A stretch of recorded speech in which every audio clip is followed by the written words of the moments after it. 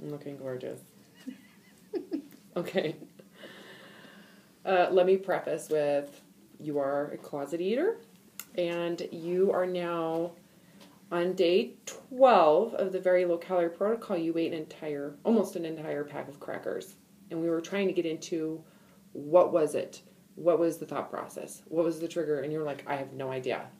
And I was sitting here going, oh, no, you do. Yes, you do. It's always rationalize and justify. You have a frontal cortex. You are not a mouse. You always have a reason behind it. And what else were we saying? Basically, you came back to, it was a moment I was alone, and normally you closet eat, and you did. Yeah. Even though you understand the hormonal ramifications of the protocol. Absolutely. You know all of that. And Yeah. this is why I tell everybody, don't complain about your weight. Don't sit there and tell me, oh, I really need to lose weight for health. Because you're lying to yourself. You need to learn how to not eat compulsively when no one's around. Right. So what is the feeling you're getting when you were in that mode? Go back to the frenzy of it. I think satisfaction, joy, freedom, comfort, freedom. Right? Yeah. Get to the foundation of it, because those are all kind of byproduct of the liberty. That's why I went right to freedom. The joy comes from the fact that you are basically, it's like skydiving. You know, it's like I am on my own, and there is no one, not even the protocol can feel controlling to me. Right. I was just going to say the word control. Mm-hmm. That's what that is. But in reality, who's the controlling one? And who is the one who needs freedom? It's all in your head. Right.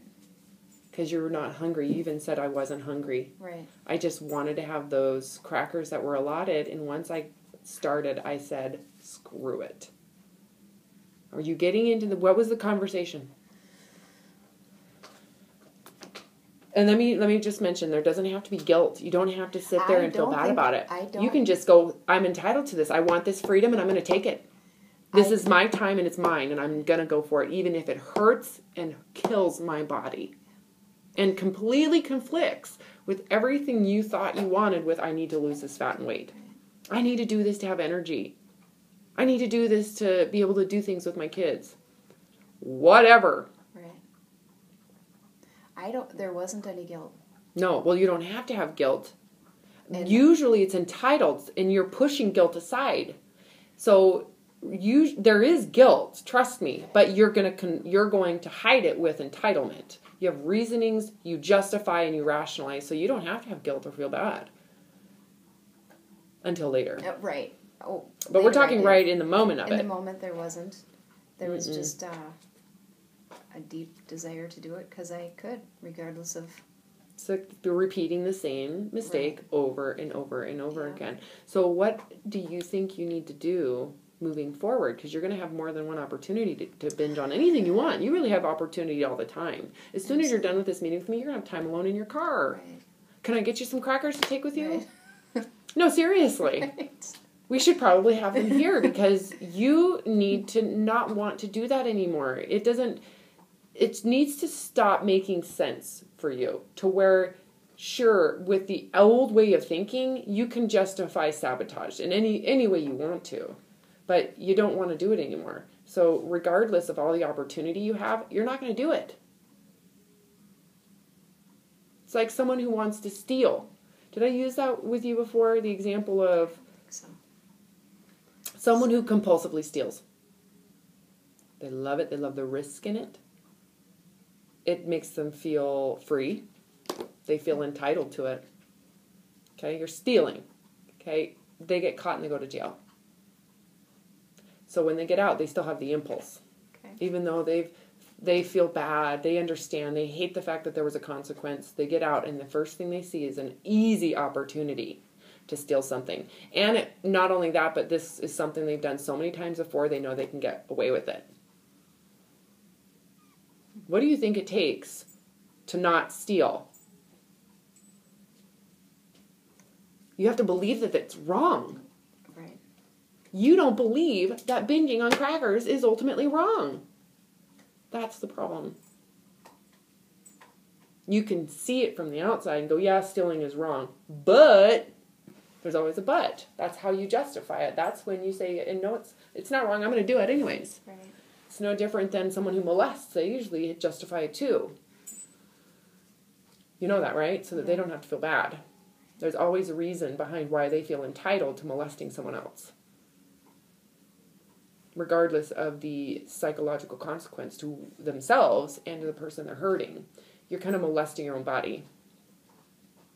You're alone. You can hide it. No one will know. Right. And your poor body is going to enable it, and it's not going to tell anybody either until you're fat, and that's what you hate about it. You hate the fact that you're fat. Yeah. Because that's telling everybody. I'm so mean. You need to hear it, though, because you've got to get to where you are done, and you're not going to follow that impulse because it's wrong. It's harmful. Have you ever thought to carry a pack of crackers around with you everywhere you go from this time forward to prove to yourself that you don't need it? Well, I've coexisted with the rest of the box so far and haven't. Good. I need you to actually, I want you to take an entire pack out and put it in your purse or put it in your car and have it around you at all times, okay? Because that way you're always given an opportunity to, you're not being deprived. It's always there. I'm going to practice. Yeah, I would. And I've also recommended people bake cookies and be involved in what you're doing so that you can prove to yourself. Right. You know, and you're going to have the opportunity every time you're alone. So if you can just do it. Hey. Come here. That's my dog. Because you're going to live in this. And as a closet eater, it's the issue isn't the food. The issue isn't anybody else. It is you're wanting freedom when there's quiet time and when you're alone. It's like the time you don't have to have guilt or be... Or judged. Or yeah, and we talked about that last time, that you're not going to be criticized. Right. You know? However, you have to decide that it's not okay. And not in a mean way. I kind of came at it like, you need to see this for what it is. But for you have to kind of get that intrinsic, like, this is wrong. I cannot continue to there's an impulse that's there. Right. Don't deny that or feel bad about the impulse, because that's part of having a human body. But you don't have to do it. Just like when someone steals or molests, they don't have to do it. And over time, as they hold themselves accountable, the impulse diminishes. Mm-hmm. Yeah. So, you take someone, for example, a molester. What, should they isolate themselves? Mm-hmm. But the decision has to come with either I'm going to isolate myself so that everybody else around me is safe, or I'm done. It isn't an option. Right. Well, and I think if you look at... food, it's always going to be around. It's always going to be out there. I can't avoid it. No, so I need to learn to... Well, you need to learn that it isn't your... It just... Right. You don't want it to... You don't want this. Right. How do you like this? Right. When you look at it, how much do you really want to keep it? If you want to keep this closet eating, accept that. Right. And accept the physical outcome. Right, yeah. Do you see that's a healthy way to see it? Right. On the other side, if you don't want this behavior, if you look at it and you're disgusted by it, you hate it, you don't want to be controlled, or you don't want to, because you're not being controlled by that food, you're controlling the food. If you don't want to do this mutilation anymore and abuse to your own body, you have to come to a place where you know you're going to have the impulse and you're not going to do it. Right. It's like quitting smoking, quitting any addiction. That it's over. You need to mourn that. You need to make the decision and actually go through the grieving process. You probably haven't done that yet. A lot of times people make this decision blindly. They think, I'm just going to stop. And they don't go into the process of what this is going to take and what this is really about.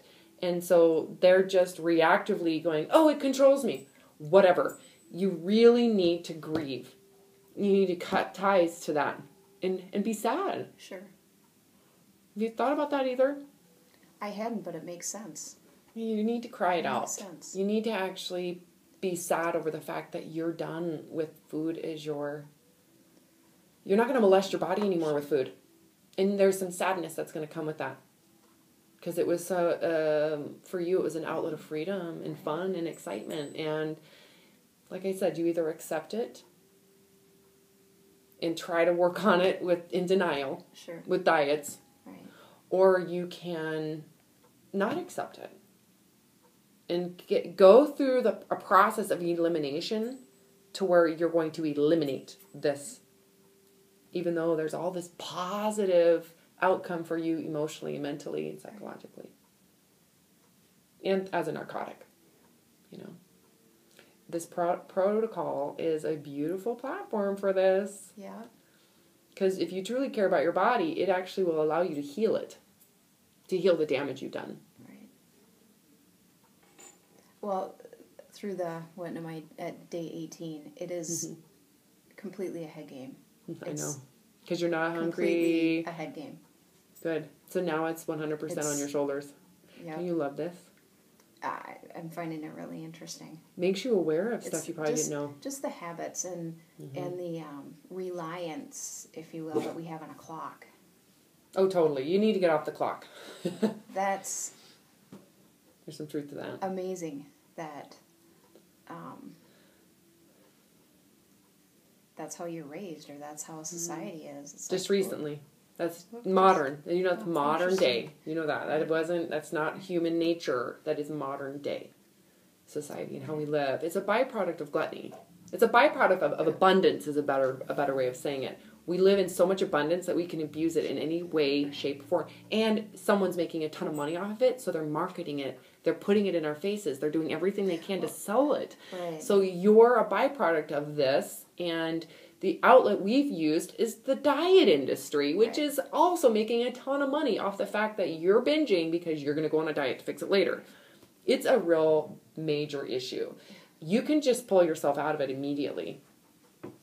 There's a lot you can do to be more dependent, or independent than dependent on the food industry, the diet industry. Dependent on food to care for you emotionally as well. If it wasn't available, would you be closet binging? Yeah. No. Oh, how easy is that? Right. Yeah. It wouldn't be an option, and would you feel punished and deprived if there was no food to do it with? Right. You wouldn't care. Yeah. All of a sudden, your emotional eating disorder goes poof instantaneously. It's all a matter of the way you see things. Right. Right. And even probably a week ago, when I was head company, and my husband decided to order pizza, and I was totally okay with that. I was comfortable. I felt no temptations. I wasn't hungry, so I dealt really well with that. But we were sitting there, and if it wasn't a political ad that was on TV, it was food. Mm-hmm. And it was literally political ad food. And I watched the entire night, and I'm like, God, this is just amazing. Yeah, it is. It's sold all the time, and our brains are wired to react to that food from a survival place. So unless you're aware of it, you're controlled by it. Yeah. But once you know you are aware of it, you're not controlled by it. Right. You know, so I'm so glad you observed that. And it's everywhere, and it's not going anywhere either. Right. So the best thing you can do is, it's your job, not mine, to fix you. Right. And you get that, right? I do. Because there's nothing I can say. Yeah. I can give you all the education in the world. Well, I can explain it. Unless you're going to join me at the hip, right? You're not going to fix it. No, and even then, you'll be like, shut up, bitch! I'm doing what I want! Oh, trust me, I know what that's like, because my siblings, when I was really sick, mentally ill, they basically stole me from college. I hid it from them, and I got really good at lying and pretending. I knew exactly what to say to make them feel better. Are you kidding me? I was manipulative because no one was going to take my freedom. No one. Not even the sisters who loved me and cared for me were freaked out. So, it's all yours. Yeah. When you're done, it's over. You understand that, right? It's a moment that you decide. You have to go there and make the decision. And once that decision is made, you're going to be willing to feel like crap and not reacting to that impulse when you're alone. And you'll be more willing to put yourself in harm's way because you know the decision isn't going to be happening ever again. Right. If the decision isn't made, you won't. Right. You'll vulnerable. You'll be scared and you'll hide. Right. I like the term freedom. I think that sums it up. Oh, yes. Here, let So me... does Puppy. Tato, come here. Come here, Papa. Oh, he's hiding. All right. Thanks for sharing.